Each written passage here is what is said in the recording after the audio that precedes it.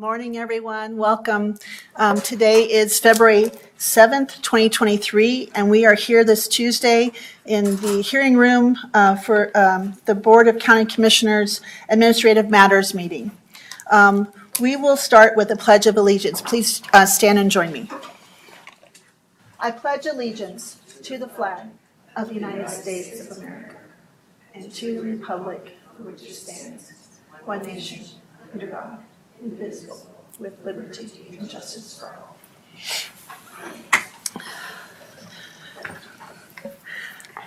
Thank you, everyone, for joining me for the pledge. Again, welcome, everyone. I am Larimer County Commissioner Jody Shattuck-McNally, and I am Chair of the Board of County Commissioners. Today, joining me at the dais is my colleague and Chair Pro Tem, Commissioner John Kafalis, who resides in District 1. I reside in District 3. Commissioner Kristen Stevens is absent today and excused, and she resides in District 2. Also joining us at the dais is from the Clerk and Recorder's Office, our clerk to the board is Kelly Bryant. Kelly, thank you for, you were here late last night with us, and now you're here again this morning. Thank you for being here. Our County Manager, Lorenda Volker, Tom Clayton from our Public Information Office, and Sarah Martin from our Commissioner's Office, who helps with our supporting our schedule and other duties as assigned. So thank you all for being here today. We will move on to public comment.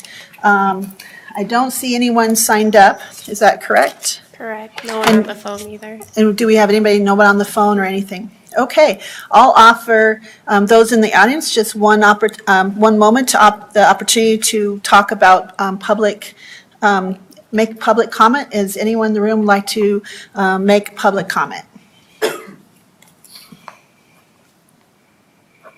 Okay, I will close public comment. Great, we will move on to approval of the minutes. Colleagues, do we have any changes or corrections for the minutes? Commissioner Kafalis, please, would you make that motion to approve the minutes? Yes, good morning, everyone. I move to approve the minutes for January 30th, 2023. Thank you, Commissioner, for that motion. Any further discussion? All those in favor? Aye.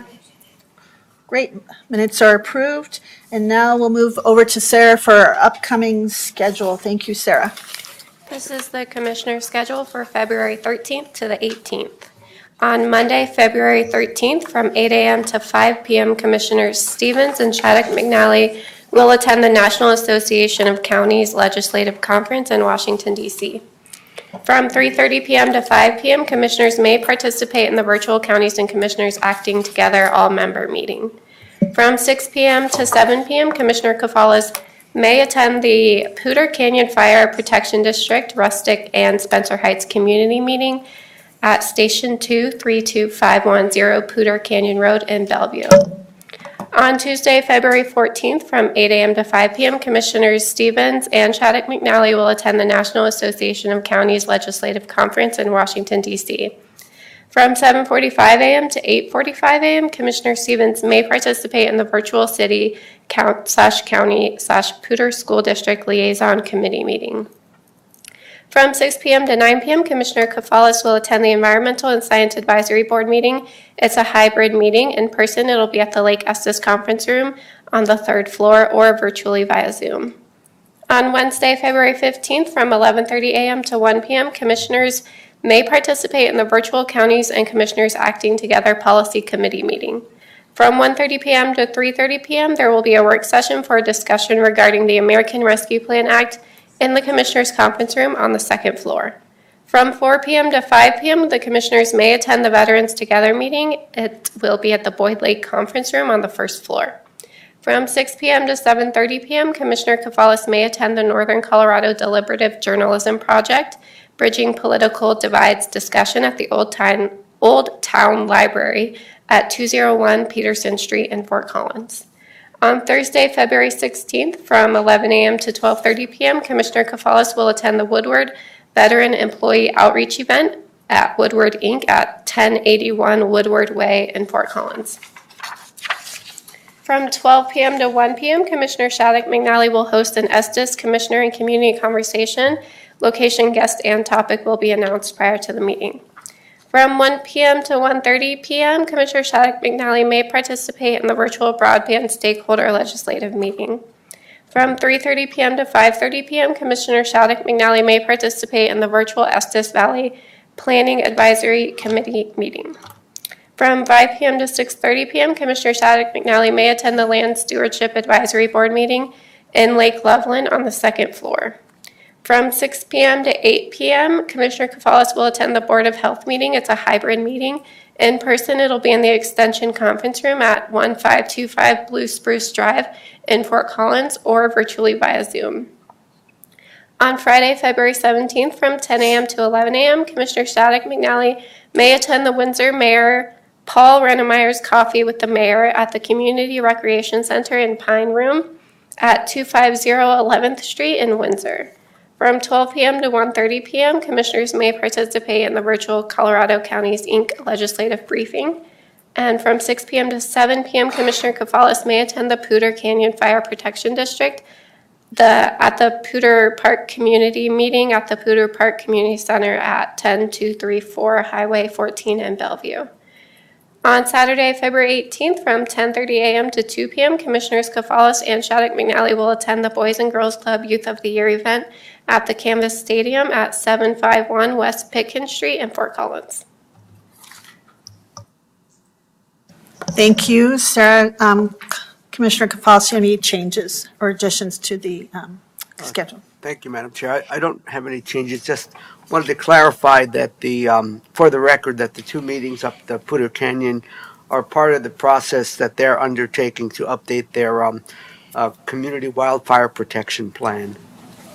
And I will be attending to observe and help as I can. Thank you. Thank you, Commissioner. I want to just let you know that I won't be having my Estes Park Community Conversation that month. It's a very busy week for me, just coming back from DC the day before, and so I'm going to probably just reach out and have individual meetings with some community leaders. And let's see, on the February 15th, I will be reviewing, there's a new NOCO Places 2050 map, and we're having a meeting to review the new tools in the map. And so that is at 10:30 to 12 on the 15th. It's virtual. Thank you. And then on Friday, the 17th, I am, since I was elected vice chair of the General Government Committee, or Steering Committee for Colorado Counties Incorporated, I'm attending with other county commissioners for some leadership training at 11:30 on February 17th. Got it. Thanks. And I think that's all the changes that I had. I think.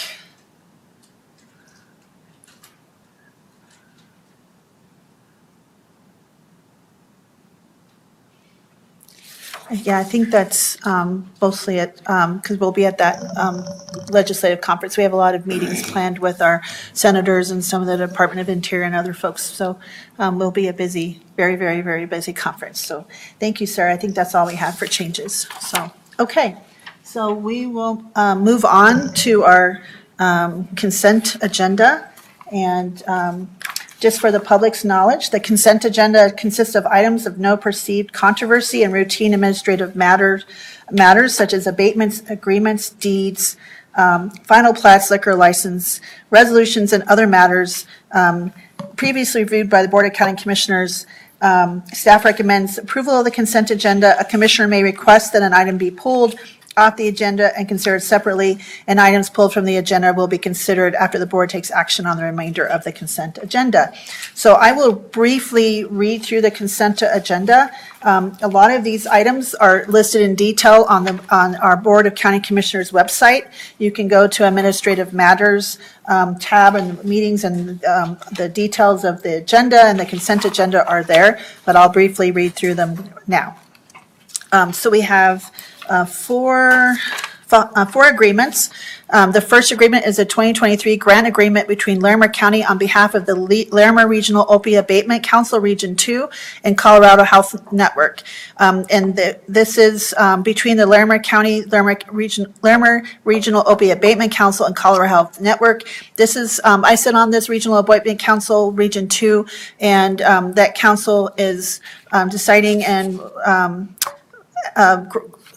grant funding some settlement funds for measures. This one will be for harm reduction and prevention, and the Larimer County is the fiscal agent for this regional council, and that's why it's here. I'm the vice chair of that council, so this is a good step forward as we're trying to use up that regional abatement money. The next is agreement 2023 grant agreement between Larimer County and Colorado on behalf of the Larimer Regional Opioid Abatement Council Region 2 and Northern Colorado Health Alliance. And this is also a grant agreement for this year for that one-year plan, same as the one above. We have a renewal agreement for the 2023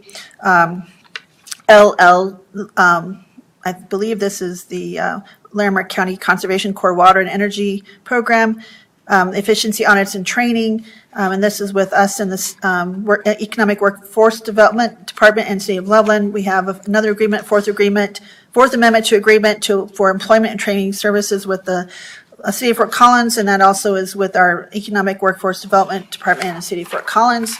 We have a deed of dedication for the right-of-way purposes for the owner to Larimer County. We have 4 liquor license special event, 6,000 athletes in tandem in Fort Collins. The liquor license special event, 6% athletes in tandem in Fort Collins. And another liquor license special event, 6% athletes in tandem. And the fourth one is the same for athletes in tandem. Looks like they're very similar parties. It must be different locations. And then we have our miscellaneous. We have one is Larimer County Human Services payments for December 2022. And then we have a Colorado Parks and Wildlife Impact Assistant grant application. And then policies, we have the Family and Medical Leave Policy, Human Resources Policy and Procedure 331-.6.24J. And this is basically just a regular review and update the HR of the Family Medical Leave Act policy. And just to update the language, be clearer and easier for employees to understand. And then we have a resolutions establishing compensation for District Attorney number 3 with the board, the county manager, and the district attorney. So that's all on our consent agenda. Commissioner, do you have any items you'd wish to be pulled from the consent agenda? Nope.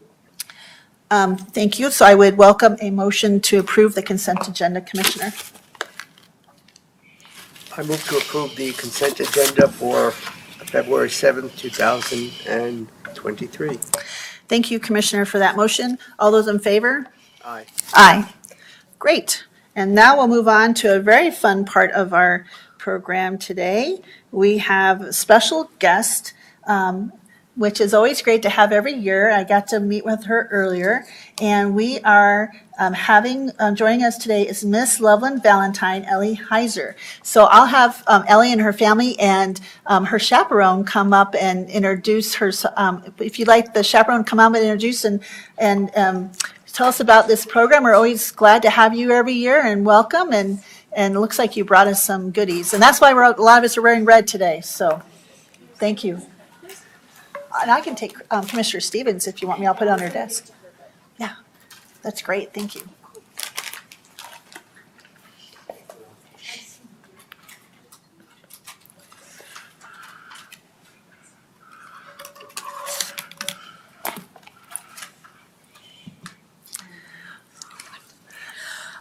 Like you introduced, my name is Ellie, and I'm Miss Loveland. Thank you for having me. I'm very, very happy to be here.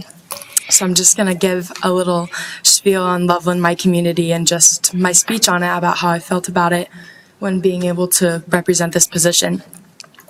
The city of Loveland was founded in 1877 and named after William Loveland, the president of the Colorado Central Railroad. Loveland in our community is unique in its own way, but everyone has their own perspective on Loveland based on their experiences. Many people want to visit Loveland for its art, culture, sculpture, the mountains, the scenery, the pleasant weather, and for our friendly community. Taking pictures in front of the different hearts and sculptures, taking your significant other to hang a lock on the Love Lock sculpture, taking a bike ride on recreational trails, taking your friends to Dairy Delight, and taking a walk through the art sculpture show at the end of summer are just a few of the very common events that we all recognize makes Loveland the city that it is.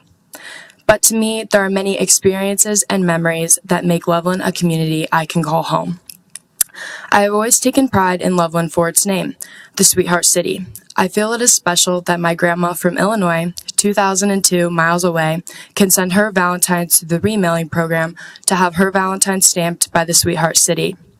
We receive one every year along with our other family members. To me, though, the name isn't the only thing that makes Loveland unique. Loveland to me is also going to Dairy Delight on the weekends to get ice cream with my family.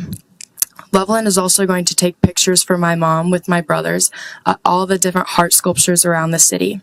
There's over 30 of them, and we use them as a scavenger hunt to look for them all around the community. Loveland is going to the Larimer County Fair and Rodeo at the end of summer with my friends and family. The whole community goes to celebrate and to wrap up summer. My favorite part is the mutton busting and riding the Ferris wheel. Loveland to me is also spending time outdoors, such as camping at Carter Lake, playing softball at Barnes, and going to Mahaffey with my brothers. Loveland is also swimming in the lake, taking homecoming pictures at Benson Sculpture Garden, or seeing Devil's Backbone on the way to Estes Park. Loveland is also going to the Winter Wonderlights at Chipungu and going shopping in Centera. Loveland is selling Girl Scout cookies in the neighborhood and supporting canned food drives and local organizations. Loveland has many special events that the community comes together to support. Although I'm going a couple hours away for college in this state, I'm happy that Loveland is the place I grew up in and is the place I can call home. Thank you. Thank you so much, and welcome to your wonderful chaperone. Introduce yourself and please share about your long history. Well, thank you. We are so grateful that you have included us in your meeting today. Valentine's Day is next week, and I hope that you have remembered that with your sweetheart as well. I'm Norma Jean Goodhart. I've been chaperoning the girls since 1994. This is number 30 that I have chaperoned. It has been an absolute delight, and I love Loveland. I love Larimer County, and my husband and I came here in 1963 because of the opportunity that we had here to raise our family and also for employment. So Larimer County has been good to us as well as Loveland. So I thank you for making this a possibility as well. And isn't she just great? These senior girls that we have coming up, I think, are going to be able to take a hold of our country and make it and continue to make it a good place to be. Thank you. Do you have any questions? Yeah, we do, and thank you so much for Okay. being here. So I'll start with my colleague, Commissioner Kafalis. Would you like to ask some questions or make a comment, sir? I suppose I would have both. I'll begin with a couple of questions. Okay.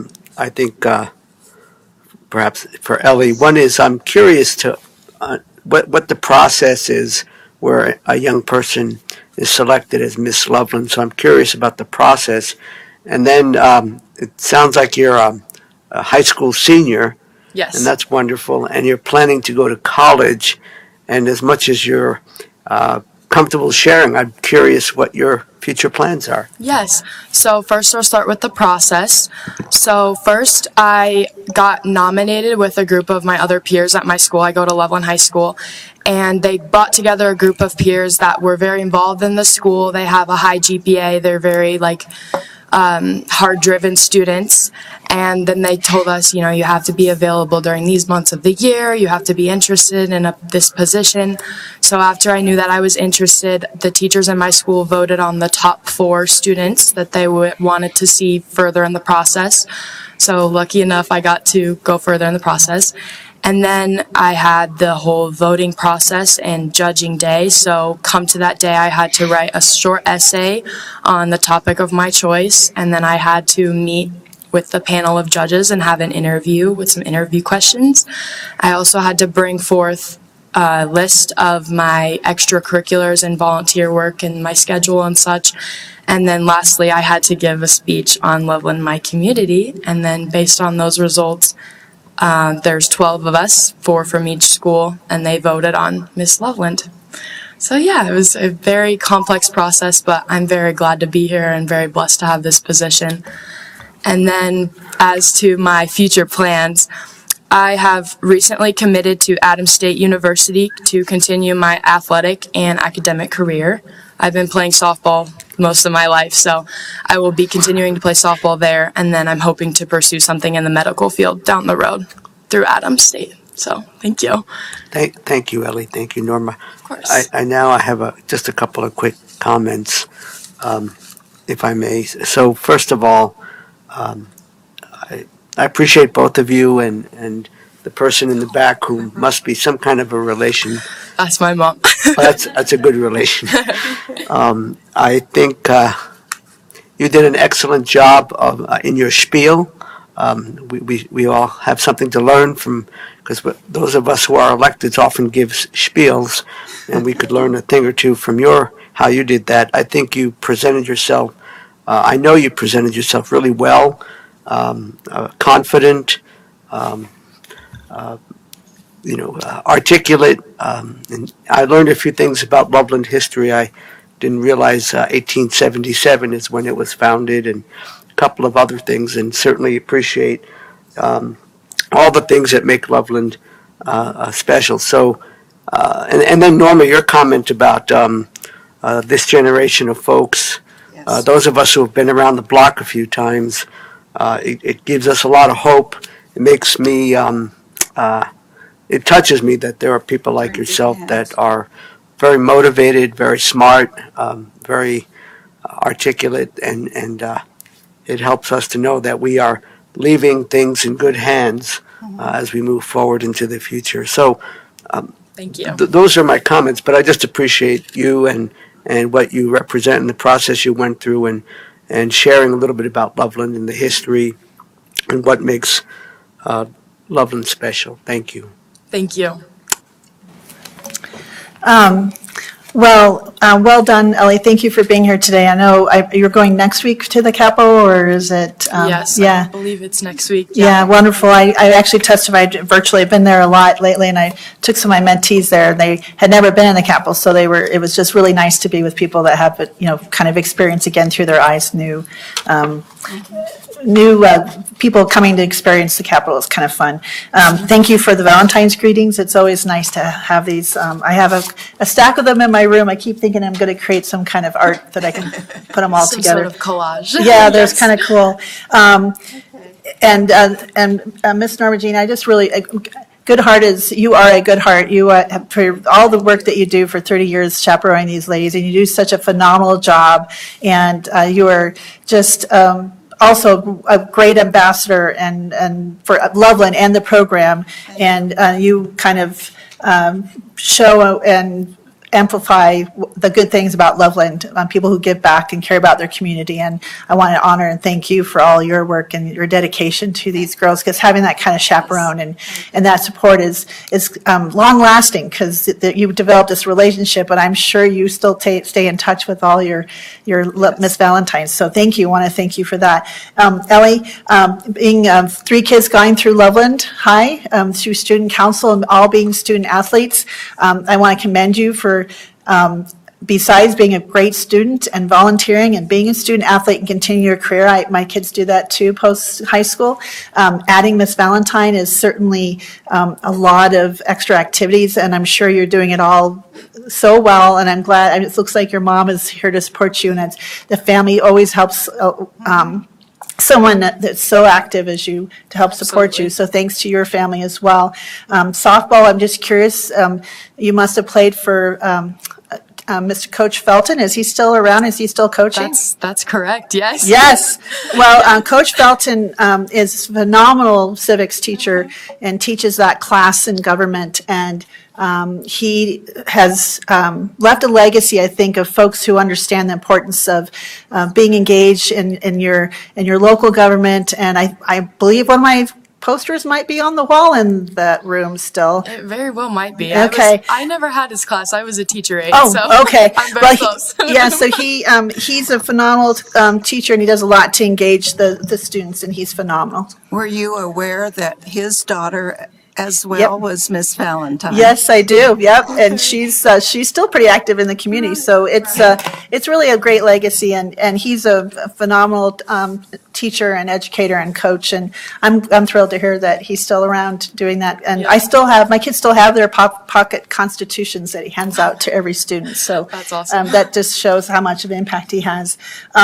So you're going off to Adams State, great college, and it's kind of cool down there, so I hope you'll bring lots That's of your. what I hear. Yeah, so Yes. I have some extended family down there, so I know it's a beautiful area and a great institution. So we're so thrilled to have you today. Thanks for the coffee and the cards, and we look forward to celebrating you the next week. I unfortunately will be in DC, so I will coming back from this national legislative conference for counties. It's a wonderful place to be. I missed it last year being with my family for Valentine's Day. So I've already been giving out their gifts and things to do, and I sent flowers to my daughter at college, and my son and his girlfriend, the locks for the heart and the love thing, they're going to go do that. So I've already been trying to spread the love already throughout the community. So thrilled to have you here today. Well done, well spoken. And I'm going to just say thank you for being here and thanks for all that you do. And I agree with Commissioner Kafalis. You give us a lot of hope. This generation of folks, you guys have been through some unprecedented times, and you guys are showing about what resiliency and strength and perseverance looks like, and especially as a young woman. I commend you and I wish you all the well. And Lorenda's, I don't know if you'd like to say something. You've seen several Loveland Miss Valentines as well. Ellie,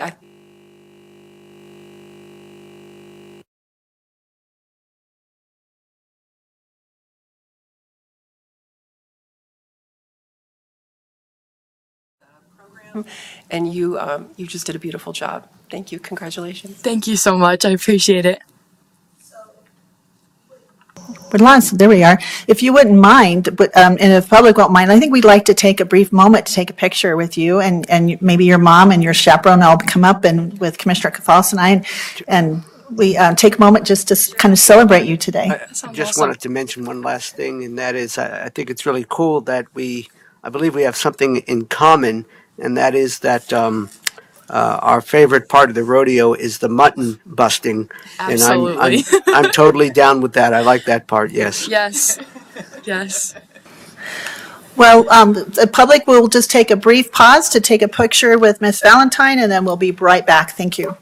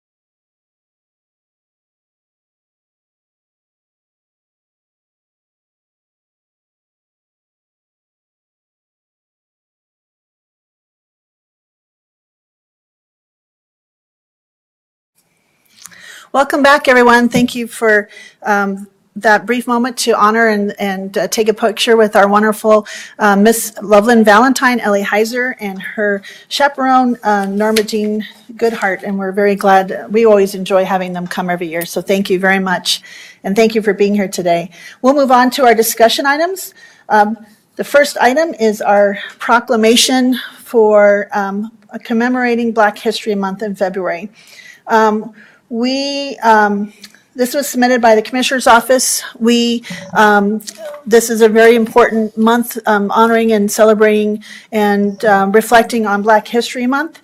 And we have a proclamation that I guess we'll have Commissioner Cafalas read. I also wanted to let the public know that we have our Equity, Diversity, and Inclusionary Board, and we had some of those individuals kind of give us feedback on the proclamation and give us some comments and input onto that. And so with that, I will ask Commissioner Cafalas if he would please read the proclamation and then make the motion. Thank you. Thank you, Madam Chair. A proclamation commemorating Black History Month, February 2023. Whereas the Larimer County Board of Commissioners commemorates February as Black History Month, the period which honors and appreciates the rich culture, history, and contributions of Black people to this nation. And whereas Black History Month is an annual opportunity to celebrate progress, it is also a time to solemnly remember the work of those who fought for that progress and continue to march on until victory is won.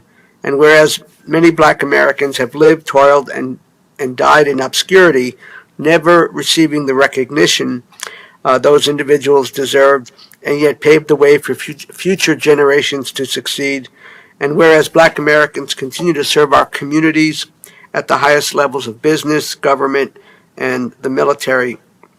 Whereas Black History Month originated in 1926 when Dr. Carter G. Woodson set aside a week in February that coincided with the birthday of Frederick Douglass to recognize the heritage and achievements of Black people in the United States. Whereas Black History Month has been federally recognized by every U.S. president since 1976, whereas the Larimer County Board of Commissioners acknowledges that all people in the United States are the recipients of the wealth of history provided by Black culture, then now therefore be it resolved by the Larimer County Board of Commissioners. Section 1 recognizes the importance of Black History Month as an opportunity to acknowledge the crimes and transgressions that were committed against Black Americans throughout the history of the United States. And the Larimer County Board of Commissioners recommits to the fight for equity and opportunity for every Black person while remaining hopeful and confident about the path ahead. And Section 2 acknowledges the significance of Black History Month as an important opportunity to commemorate the tremendous contributions and legacy of all Black Americans that have shaped the history of Larimer County. And Section 3 encourages the celebration of Black History Month to provide continuing opportunity for all people to participate in appropriate programs, ceremonies, and activities in the community to learn from the past and understand the experiences that have shaped Larimer County. Dated today, February 7th, 2023. Thank you, Commissioner. Would you go ahead and make that motion? Yeah, I move to approve the proclamation commemorating Black History Month for February 2023. Thank you, Commissioner. Further discussion, would you like to make a few comments today, sir? Sure. I'm just grateful that we can pause for a moment and acknowledge Black History Month. It's important. There's a rich history here. Recently, I watched with my wife a couple of documentaries that were pretty incredible. That really shed light on some of the some of our history that I think we need to learn from. So I'm just grateful that we can do this. I'm grateful that the county, we have, I think, a genuine desire and renewed momentum to try to make our community as inclusive as possible, where everyone has opportunity to do well, to raise their families, to engage in the community. So I think this is really important. And I also wanted to mention that tonight, I think at 6:30, won't be able to go, but there is as part of the Human Rights Act festival, the film festival. There's a film tonight in the Behavioral Health Sciences building at CSU at 6:30. The Rebellious Life of Rosa Parks, a documentary, and it seems like a really interesting film. That it's free, and it'll be, I believe, at 6:30 this evening. Thank you. Thank you, Commissioner.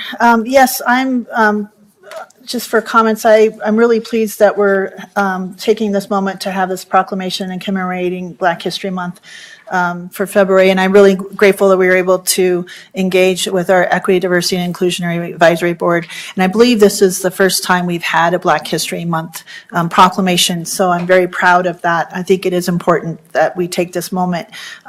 Last year, I was gone at this time, again, around Valentine's Day for this National Legislative Conference for counties.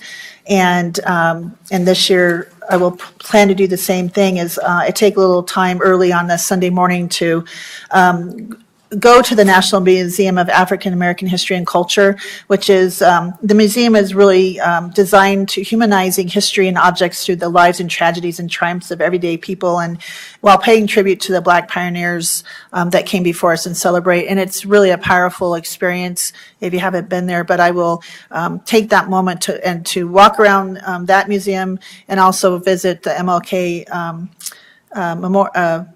monument and takes a moment to reflect and to see what other things I can attend to kind of commemorate and take some time for reflecting on what Black History Month is.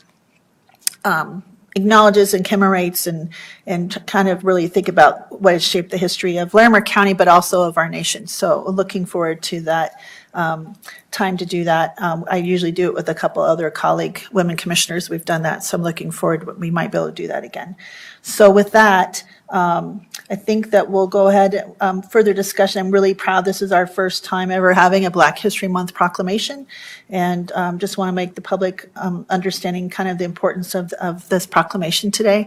And so with that, all those in favor? Aye. Yes. Aye. Thank you, sir.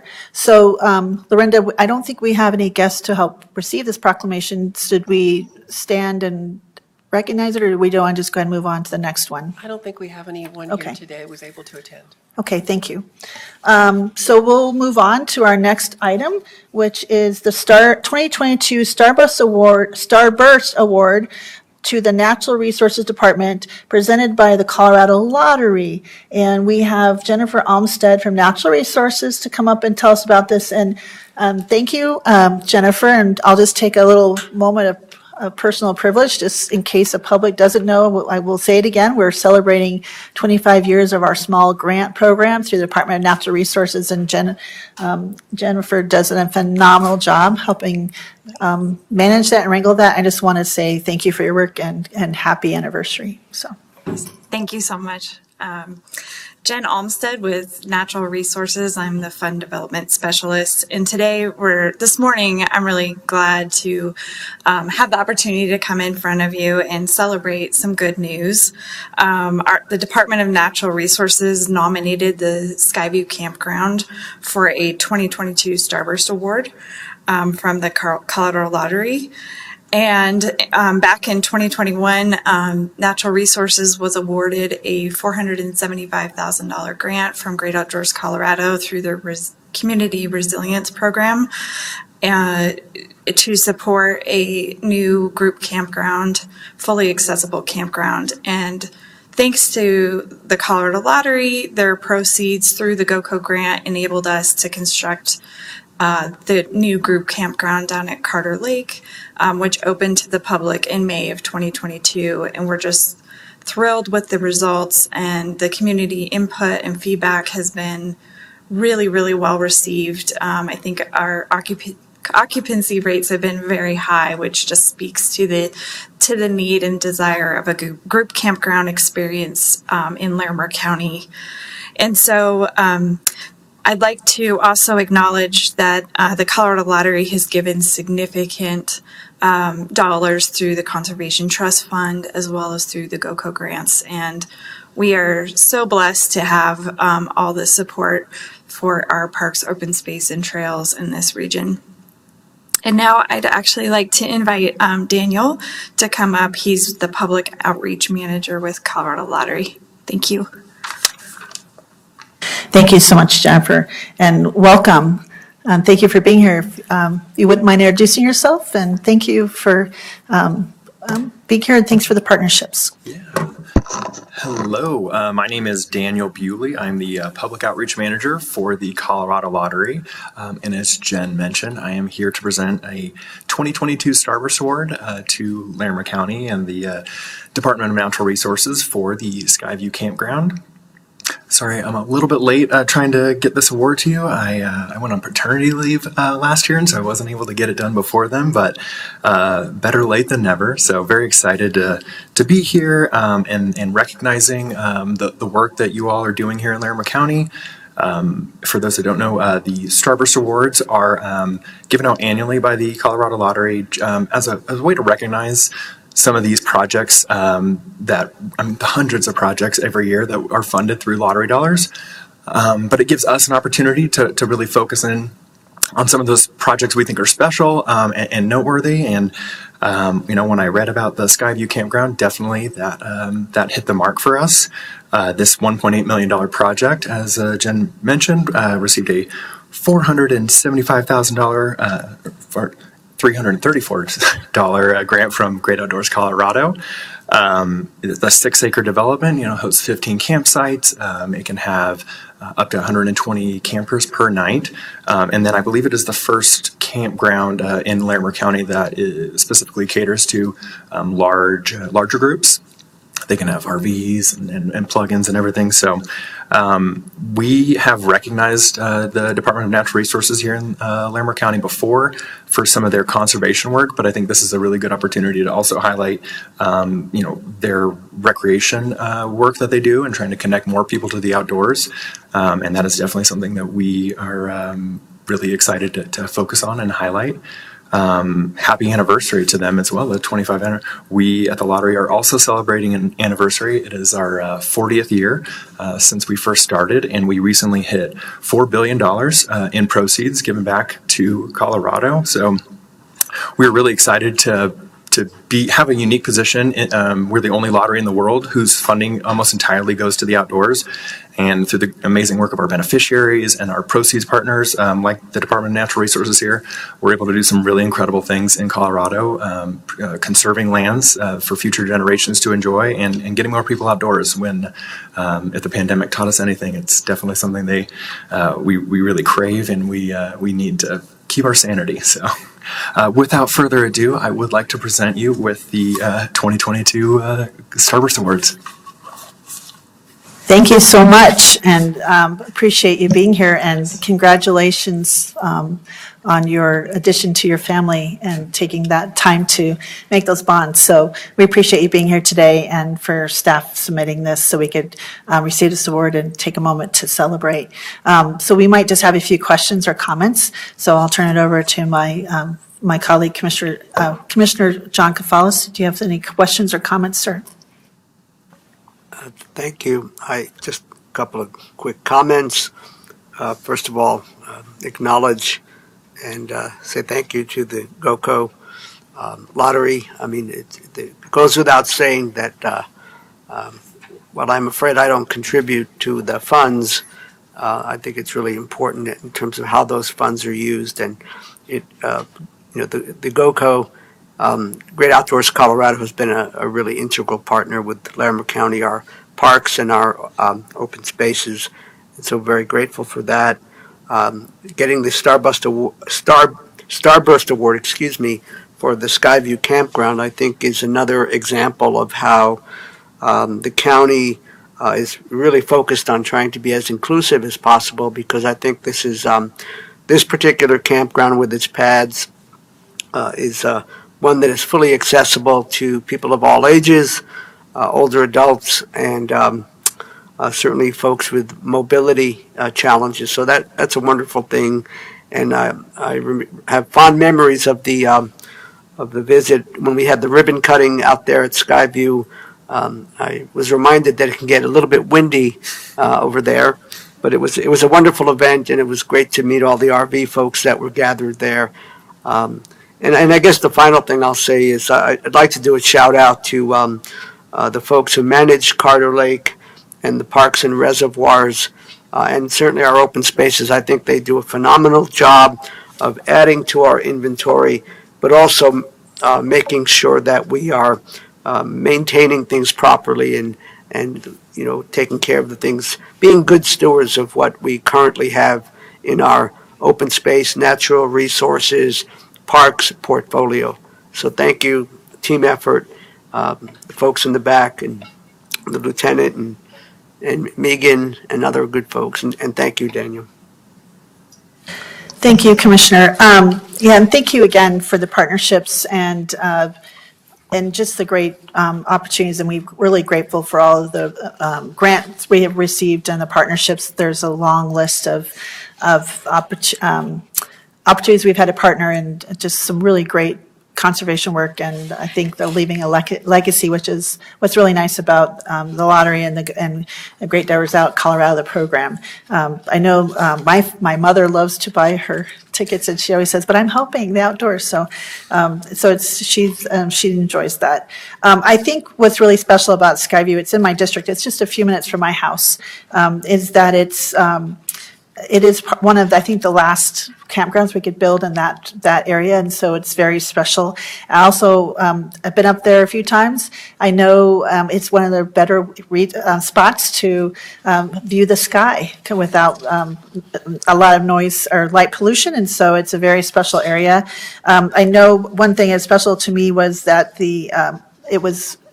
brings accessibility for folks who might have some mobility challenges. And someone who loves to camp and hike myself, I know that's always something I think about when some of my members of my family can't be as mobile as they used to be. It's kind of nice to have those family campgrounds. And my husband's one of 12. And so when we get together for family gatherings, it is very large. And so I know we have in the past gone down the southern part of the state looking for campgrounds that we can all join in. And I know this is kind of a nice, having this is probably for families, being able to have a lot of folks come together. It just is about building community and connections, and it's a beautiful area, and we're really grateful for the grant and also for the award. I also want to just congratulate all the other 2022 Starburst Award winners. I know there's some of our partners regionally won some. City of Greeley, City of Loveland also won for the Recreation Trail and the East Greeley Initiative. So I want to give them a shout out. And also Gunnison County, I have some great friends in Gunnison County and family there. So just want to congratulate all the winners as well. So with that, I want to also add my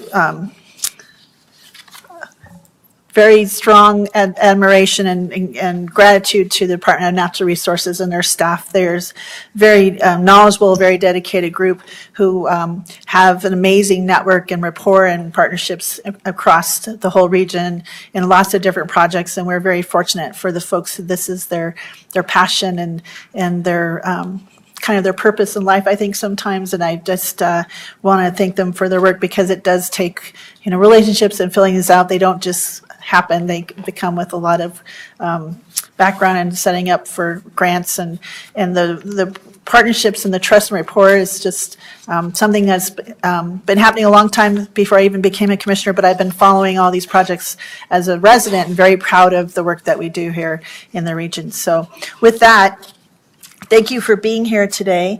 And I think we'll just take a moment just to take a photo and celebrate getting this award. So again, Cassie, if you don't mind, and for those at home, we're just going to pause briefly to take a brief photo and celebrate this award. Thank you.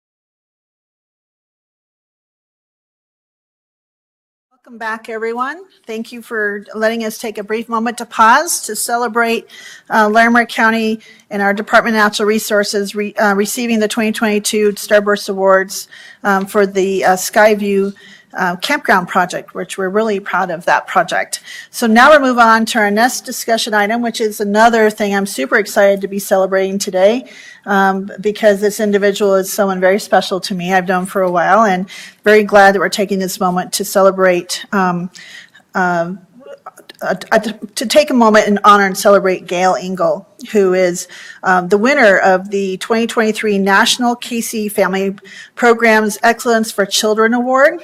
And so Gail Engel is kind of the founder and I think the executive director of the Grand Families Coalition, which has been doing phenomenal work in our county for these special groups of families for many, many years. And I'm sure Kaylee Strauss from the Department of Human Services will kind of explain that. But Gail recently received the 2023 National Casey Foundation Programs Excellence for Children Award for her distinguished community service, outstanding leadership, and exceptional volunteer service. And so I will invite, well, Thad's coming up. Okay.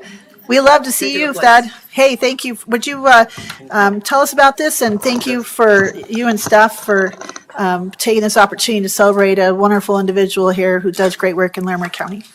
Thank you, Commissioners. Thad Paul, Division Manager for Child, Youth, and Family with the Department of Human Services.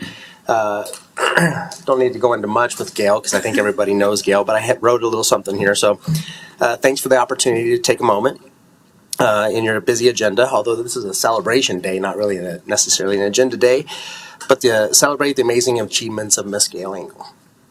I've got a little cold, so I'm a little stuffed up here, sorry.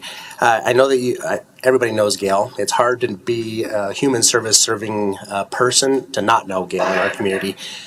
Gail is her passion, her tireless commitment, and advocacy is impacting and supporting families not only locally, but statewide and nationally, as evidenced by this award that she's received.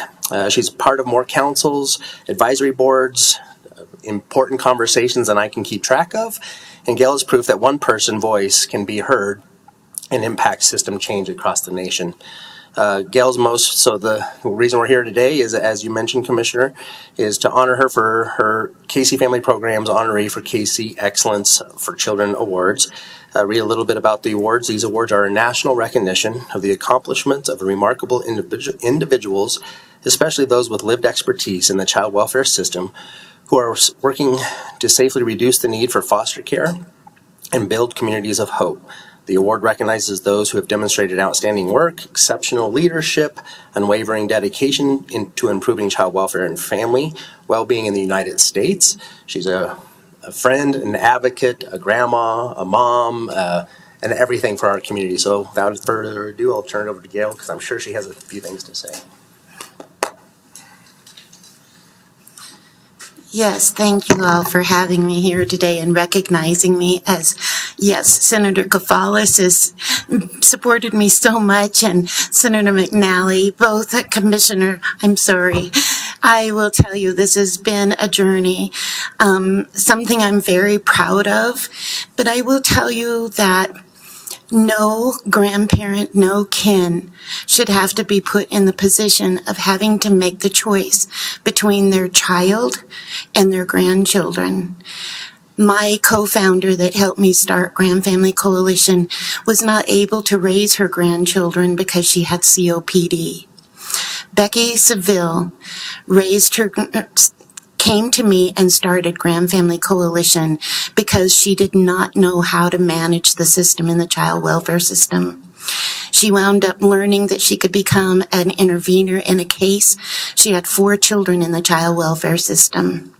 She wound up losing all 4 children to the child welfare system, where foster parents took over her grandchildren. She not only lost her grandchildren, but she also lost her daughter to addiction.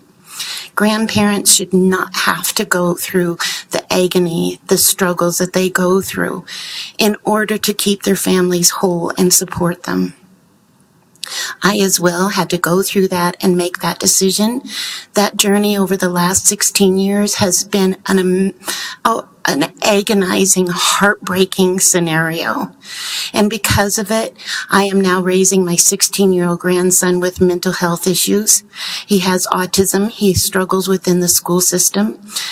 Us grandparents have to face issues like legal issues. How do we support our children and be an advocate for our grandchildren, an advocate for our children, advocates for our children, our grandchildren when they're in school?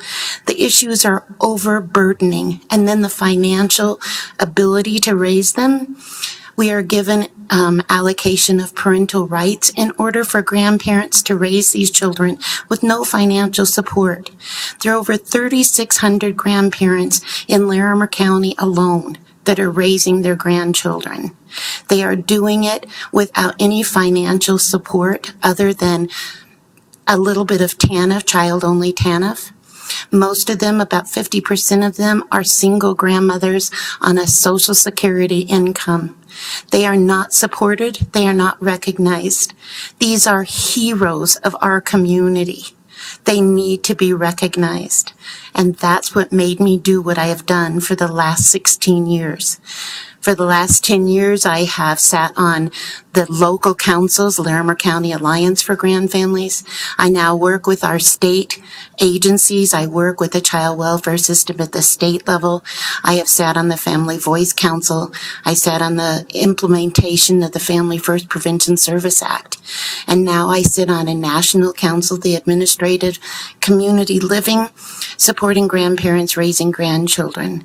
I also sit on the Generations United Grand Voice Network, and now the Grand Family, Grand Family and Kinship National Technical Assistance Center, which supports community partners in trying to bring those supports to our families. But most proudly, I am so proud to be part of Larimer County. As sitting in national councils, I will tell you, Larimer County's got it going on. Larimer County, compared to other states, compared to other counties, they are doing a fabulous job, and it is thanks to these people that is happening, because they listened. Listen to the heroes of our community. Our grandparents are struggling, and they need to be recognized. So thank you for awarding me this. It is such a great honor. Thank you, Gail. It is such an honor to have you here today. And I know we have a couple of comments and questions, so I'll let Commissioner Cafalas go first, and then I have a couple of things to say as well. Thank you. Thank you, Gail, for your tireless work over the years, being a grandma, raising grandchildren. I have a couple of questions and maybe a few additional comments. Did you say that in Larimer County there are 3,600 grandparents raising grandchildren?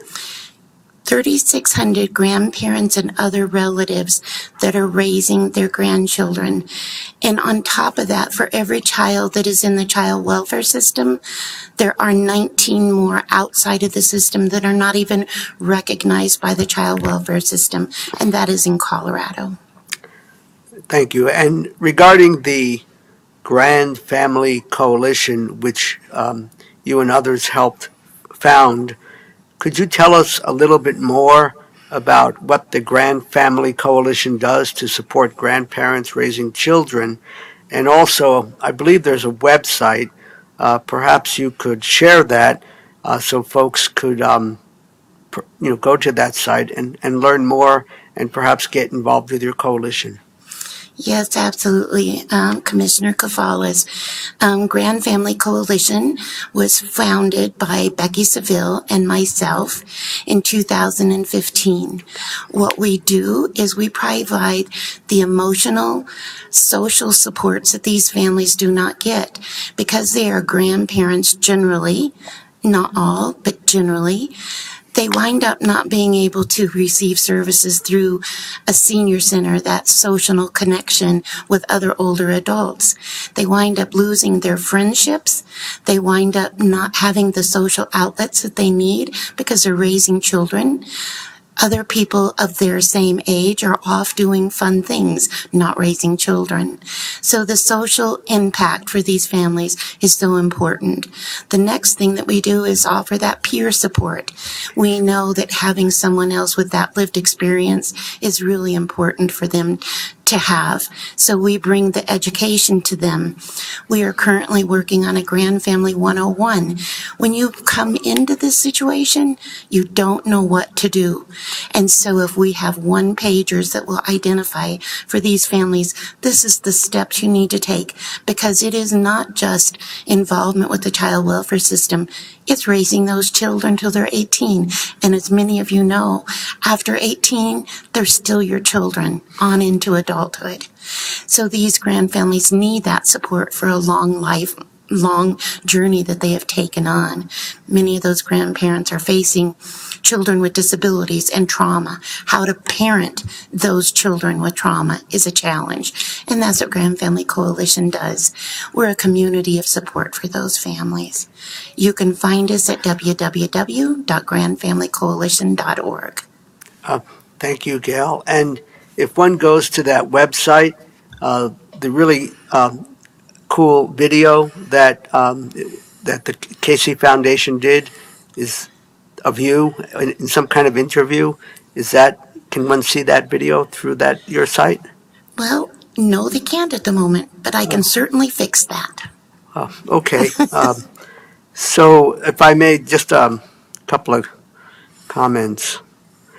First of all, shout out to our to Thad and his team and Human Services, Children, Youth, and Families, and all the work we do to make sure that children that are interacting with or at risk of interacting with the child welfare system is important, and our big emphasis is on keeping families whole, children and parents together. But where that's not possible, kinship care is really, really important, and certainly grandparents raising grandkids are an integral part of that. So I wanted to mention that. I also wanted to express my personal appreciation to you and your team. I really have a lot of fond memories of the Christmas gathering at, I guess it was around Christmas time, I suppose. And I thought it was different this year and the way you all set it up. And we were there with our granddaughter.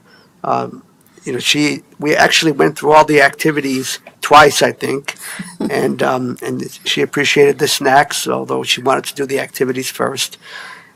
She's pretty good at delaying immediate gratification, something we could all learn from, I suppose. But that's another type of thing that the Grand Family Coalition does. And I guess the last thing is you said 3,600 grandparents and other relatives, but in terms of the Grand Family Coalition, aren't there about 10% of that are being served through your coalition as far as supports, activities? How many families are directly involved with your coalition? Currently, we have about 150 families that are with our organization, but over the last 10 years, we have served over 750 participants. Okay, great. Well, again, I've spoken too much. Thank you very much. Appreciate that we're able to honor the work that you do, and not only at the state and local level, grassroots, but you have done a great job testifying before at the U.S. Congress committee hearings to help inform the legislators there of the importance of grandparents raising grandchildren. Thank you. Thank you, Commissioner. Thank you, Commissioner. So a lot has been said, so I'll try to be brief because I don't want to I could echo all their comments, and Thad said it so eloquently. But Gail, I remember that first meeting I met you at Thompson School District as we were, as you know, how much I was involved at a high level with the district accountability and the stakeholder meetings and all those things. And you introduced yourself and you spoke very fiercely for those families. And it really opened my eyes to a whole nother, I wouldn't say universe, but group of families that don't feel like they had a voice. And you were such a great advocate, and really, I remember that very clearly that day when we first met, because it kind of stuck in my heart to always think about those folks. I loved my grandparents. They were, very active. But I know I was fortunate to have, family, but you guys are raising these children and trying to advocate for them in the school system and other systems when there really wasn't a way to do that. And you really blazed a trail and advocated for these families while you were facing your own challenges. So not only were you, running your business and raising your grandchild and trying to fight your own battles, you were trying to fight battles and reduce barriers and open doors for so many folks. And I think that is so deserving of this award. But not only did you do that, but you've been doing it for a long time. And then to sit on all these national boards and be a voice of lived experience is immeasurable of how valuable that is, not only for our county and for our state, but for the whole country. Because I know we're not unique here. This is an issue across the whole country for this generation of children that will benefit from being raised by grandparents and by kin, but they need to have that support. And thank you for continuing to fight for those rights and those resources and to be that voice. And I think tirelessly Commissioner Cafalas had used that word, but you are tireless. And I'm grateful for some of your friends that are here today. I know that they're very big, strong supporters and help you keep rolling. And I thank you for Thad and Heather in the office and Andrea and all those who were here to support you, and I know they nominated, for you to come forward to be recognized, and I'm glad that they did, because it is a big deal to get this award, and that was a wonderful video, and so grateful that you shared that with us, and very excited, and I just want to thank you from the bottom of my heart. The love of a grandparent is very special, but to have that extra layer of being a parent raising that grandchild is another special big, makes your heart even bigger than it already has been. Your heart is huge. And I think I want to just end on the comment that Thad had said, which struck me, because I think it's correct, because I think that was something that stuck in my brain, is you give hope to these families, that someone cares, someone listens, someone understands, and hope for us, knowing that people like you reside in our communities, helping others, and like boots on the ground for people that maybe don't know where to go, know where to turn, but feel like they have someone who cares, and then to support our human services in those departments to help, provide that lived experience and understanding and helping us.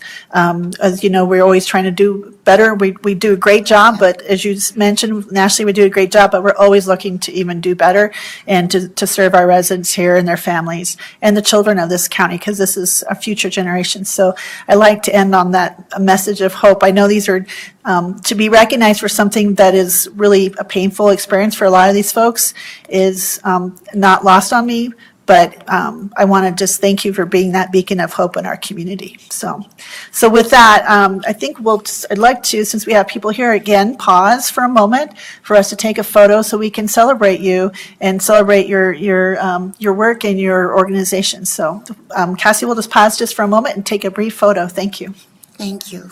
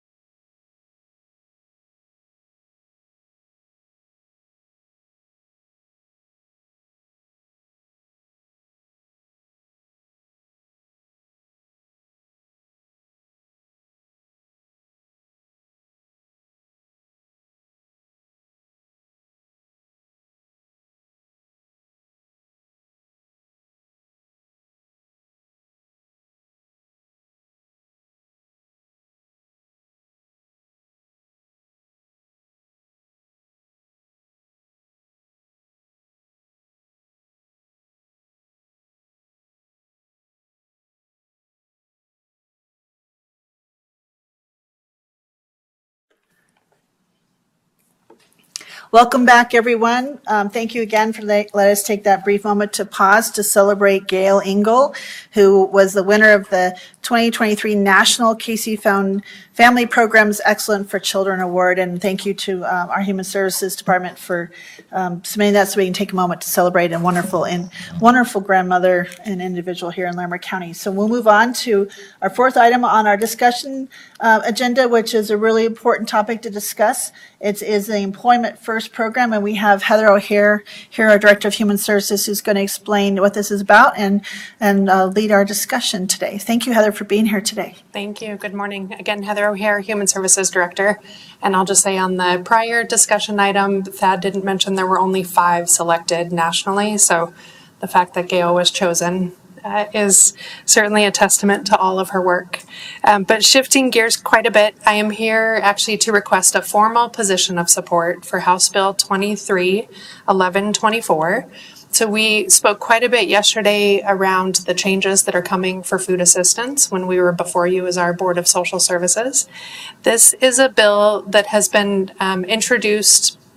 The State Department has asked us to testify in support, so I wanted to first make sure that we had your support in moving forward with that tomorrow. But the Employment First program is the case management, job training, the support arm of the food assistance program, what we call SNAP. So individuals who are receiving SNAP benefits for food insecurity are voluntarily able to access additional training. Sometimes it's a vocational certification, anything that we can do locally to help them increase their pay so that ultimately they don't need the food assistance benefits. A couple of years ago, just after the pandemic started, there was a bill that secured $3 million in general fund state funding in order to draw down an additional $3 million in federal funds. It was one-time funding, so that funding is going away. And what this bill does is secures $1.5 million in state general fund to be able to then secure the match of $1.5 million in federal funds to add $3 million to the state program year over year. So it would start in 23-24 state fiscal year, and then this bill would include that funding ongoing until something was changed in statute. So there are roughly 20 counties that provide this program today. This is a very important program for us. We were actually meeting with community partners last week to also identify ways that other community partners in Larimer County can help to secure additional funding outside of the Human Services program. But we would like to ask for your support with this bill to be able to increase the funding to this program beginning in July. And then I will also just plant the seed that we are working with several other counties, with the 2 commissioners associations, CCI and CCAT, as well as Hunger Free Colorado, and may potentially come back before you in the next couple of weeks on another bill that is trying to secure additional resources for older adults facing food insecurity. So we're working on that separate, but the 2 certainly go hand in hand as there are a lot of changes coming to food assistance in just a couple of weeks.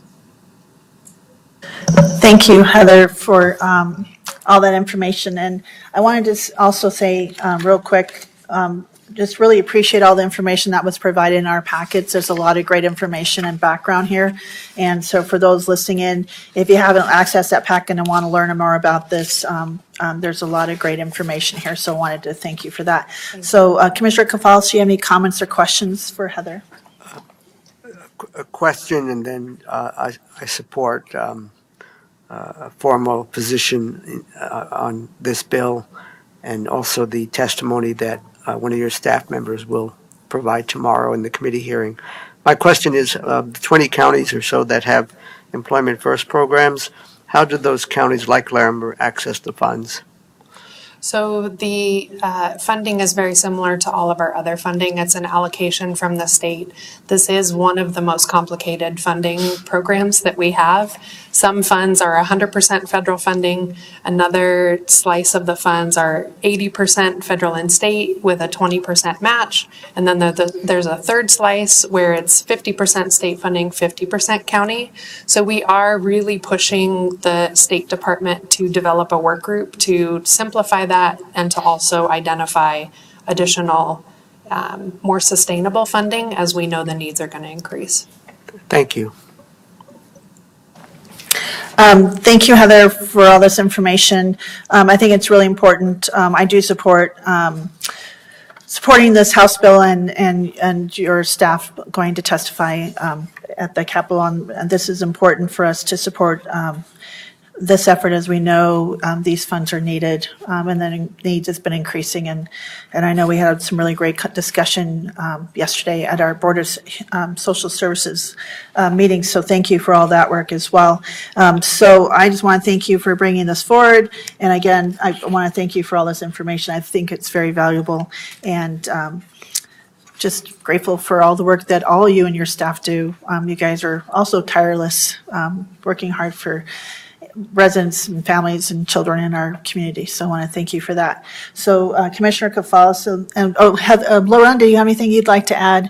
And I'm sorry, I keep kind of missing you today. I apologize for that. That's not a problem. I just want to acknowledge that this work these funds are spent very judiciously, very carefully, but they do meet each client's unique needs so that they can engage in work and get what the training they need, overcome the barriers. And I appreciate your support of this. I know it's really important to the Human Services Department, the work that you do, and for supporting testimony at the Capitol around this same bill. Thank you. Thank you, Lorinda. I appreciate that. So with that, I have further discussion. Commissioner Kafalis, would you please make that motion? Yes, I move the Board of County Commissioners support House Bill 23-1124. Thank you, Commissioner, for that motion. Any further discussion? With that, all those in favor? Aye. Aye. Thank you, Heather. Thank you very much. Okay, we'll move on. And our next item is our county manager update. Lorinda, thank you for all your work, and tell us what you got to share. Sure, I'll keep it relatively brief. We did entertain candidates for our Community Planning, Infrastructure, and Resources Director vacancy last week. They did a well-rounded round of interviews. I think it was 2.5 days of interviews. And so Lori Cadrich is now mulling over what her next steps will be, and we'll let you know. I also met with Public Health Director Tom Gonzalez. Commissioner Stevens and I met with Chief Judge Susan Blanco to address the space needs at the Justice Center. And for the public, there's a unique relationship between counties and judicial districts in that counties must provide space that the judicial district operates within. And so it's a real collaboration to work together. And space needs are expensive. And so I appreciate Judge Blanco's willingness to sit down and be creative and collaborative. And Commissioner Stevens, this was actually established during last year as a meeting when she was chair. And so that's why this meeting carried forward with Commissioner Stevens and me and the judge at lunch. And we'll continue these conversations. Work sessions are coming forward. Facilities is working on the problem, as you well know. And so we'll just keep doing that. But relationship building is really important so that we can collaborate and be creative. And I appreciate attending the Women Give lunch with all of the commissioners. It was quite an event. I'll let you all talk a bit more about it. I'm sure you've got comments to say, but it was very inspiring. It was quite an event, and thank you for inviting me to come along. Thank you, Lorinda. And I want to just say I look forward to continuing those conversations with Chief Judge Blanco and those involved as we continue to try to solve this very complex challenge with some hopefully innovative and solutions going forward. But I appreciate, like you said, building those relationships. I look forward to continuing those. So Commissioner Kafalis, any questions or comments to Lorinda? Okay, well, we'll move on now to, and thank you, Lorinda, for all your work. It's been, you guys are, I think your calendars are way busier than ours, so from what I can see. So thank you for all the work.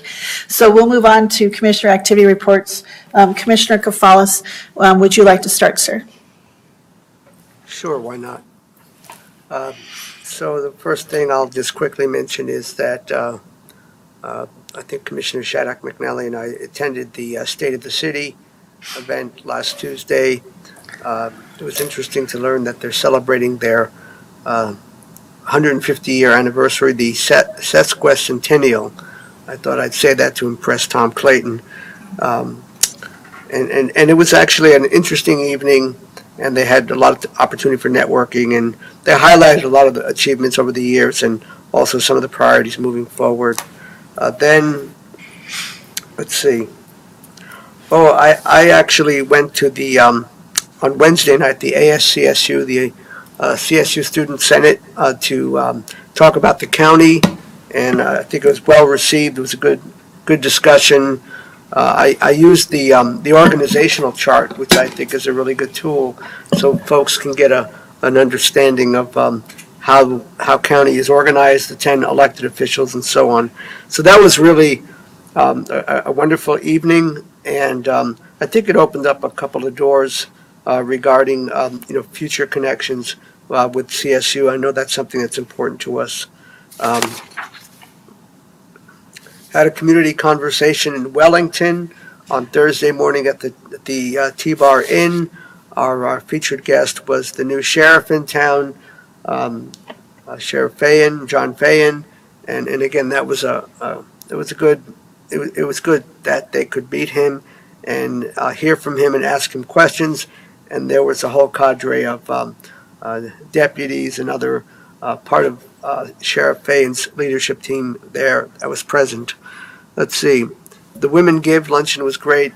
Turns out that one of the panelists is someone that I know. I realized that she's the daughter of friends of mine, Nissa, and I think she did an outstanding job of speaking.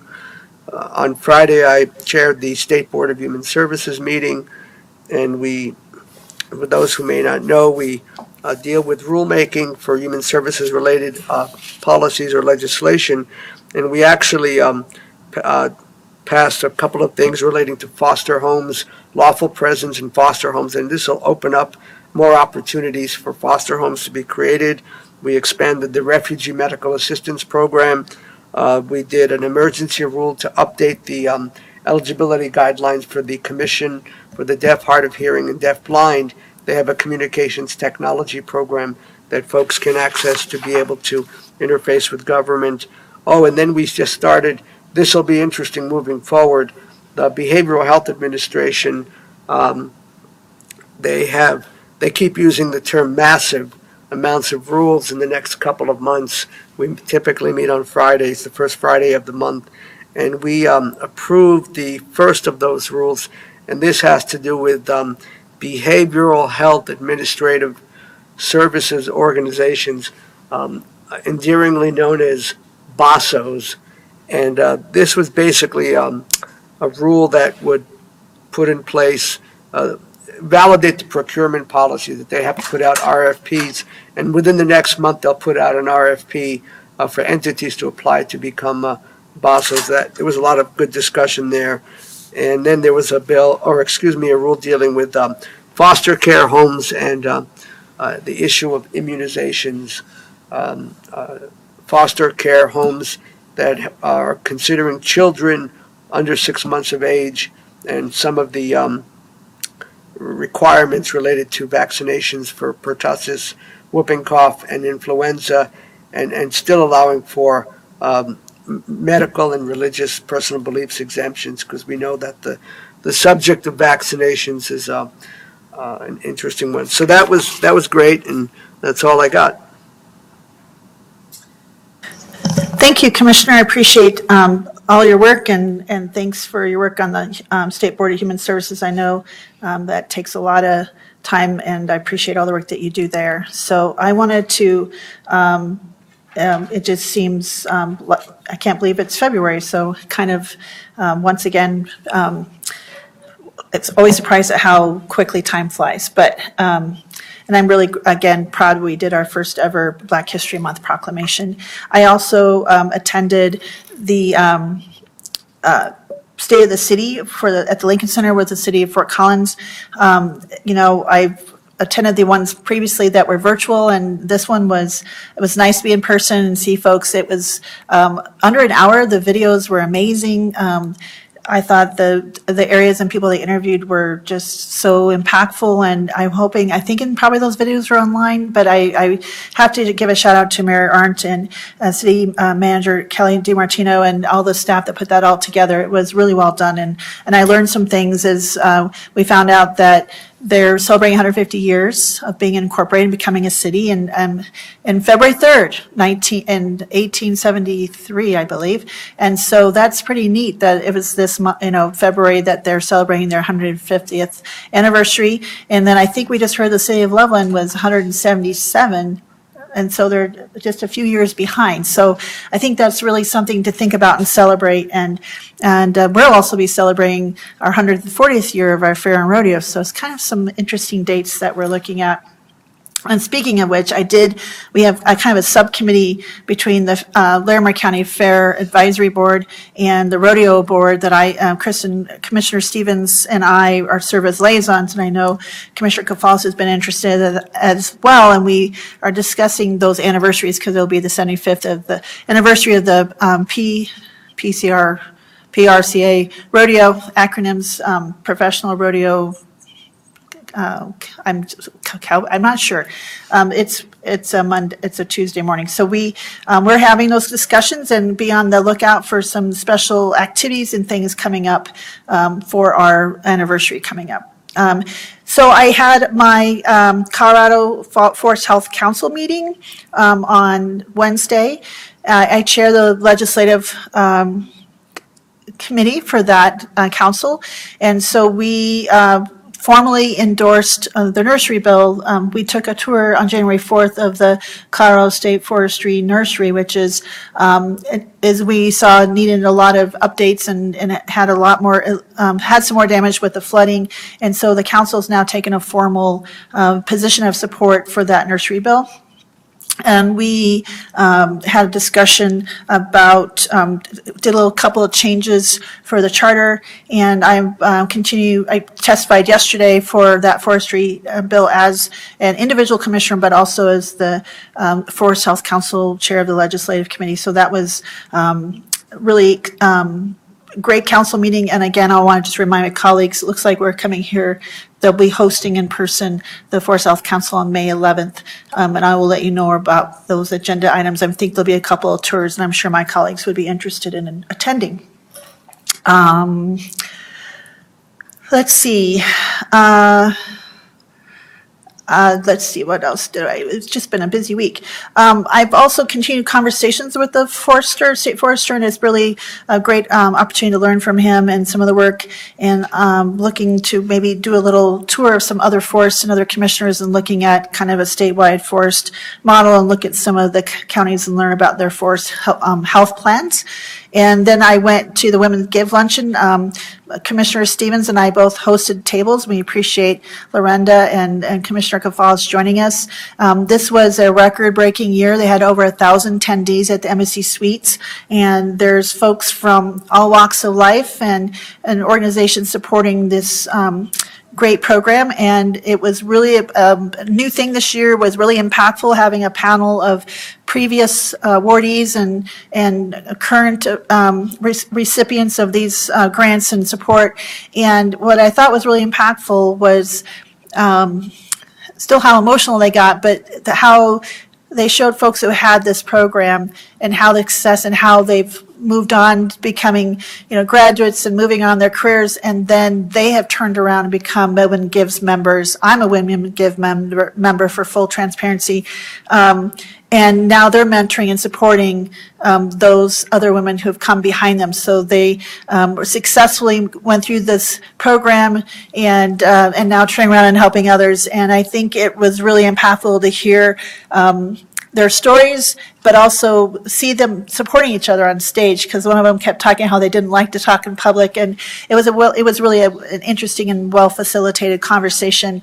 And we had some great people at our table, and I walked up and down the room just to say hi to folks, and it was great to connect with all of them, and it just really had a great opportunity to support lifting up women and supporting their child care needs and helping them on their journey to kind of towards self-sufficiency and supporting the kids too. So it's really great stuff. On Friday, I met with some commissioners from Adams County, and we had some great conversations about land use and things. And then I took that kind of going into I've joined the CCI land use subcommittee policy, and there was a lot of conversations about that. So I have printed off kind of the document that captured those notes, and I have a copy for my colleagues that I'll be sharing at our retreat, so that you have kind of some up-to-date information, because a lot of it has to do with the housing bills coming out. Then I also had my community conversation on Saturday with Loveland Mayor Jackie Marsh. We had Sergeant Cook from the Larimer County Sheriff's Office co-responder program, and Lieutenant, or is it Captain Leon Stewart, and some Deputy Brendan Solano also came to share about the school resource officer co-responder program, which is the Youth Crisis Intervention Team, which has already had 90 contacts since they started in November. And these are like folks where they've intervened and supported, and that's a outstanding number, just a couple of months. But also, while they were doing that, the Loveland co-responder team was also inside the schools having those kinds of interactions and supports. So it was also at that meeting, the Loveland co-responder team and clinician from Summit Stone came and presented. We had a large group of folks, and we had a media presence who filmed it, and everyone left telling me, wow, I didn't know, this is great, I learned so much. Why aren't you advertising this more? Why aren't you sharing this story? And I was like, this is why we had this conversation. This is why we're trying to share what this work is and what this means. And I thought they did a phenomenal and amazing job, and I want to thank them for their time, because it was obviously very impactful, and folks had a lot to say. And let's see, I testified on the forestry bill, and then we had our land use, and I think that's all I'm going to share. So with that, just really want to just say I'm just appreciate being a Larimer County Commissioner. I love my job, and we have some amazing staff, you know, how they recognize Gail today and some other things. And then as folks know, Commissioner Steve and I are headed out to Washington, D.C., and we have a lot of meetings planned and a lot of networking to hopefully kind of engage and see where we can bring more resources back and to Larimer County, but also to our region, and learn from other commissioners. I'm looking forward to it. And with that, we'll move on to our executive session. And thank you all for joining us today. We may be coming back out. It says decision may be expected. Do we need to, will we coming back, the public, or will we don't know? Good morning, Commissioners. Bill Rasu, Larimer County Attorney. I did put on the agenda that the board may want to take a formal action after the executive session. I'm inclined to think that there probably won't be, Okay. but we won't know for certain until we have the executive session. Okay. Well, what we'll do then is we'll just say a decision may be expected, so we may be returning to the air. And at this time, I will ask Commissioner Kafalis to please read the motion to take us into executive session. Thank you. I move the Board of County Commissioners move into executive session pursuant to Colorado Revised Statutes 24-6-4024B, conferences with an attorney for the purpose of receiving legal advice regarding the Loveland Urban Renewal Authority's request for consent to include agricultural land in a proposed urban renewal plan. Thank you, Commissioner, for that motion. Any further discussion? All those in favor? Aye. We're in executive session.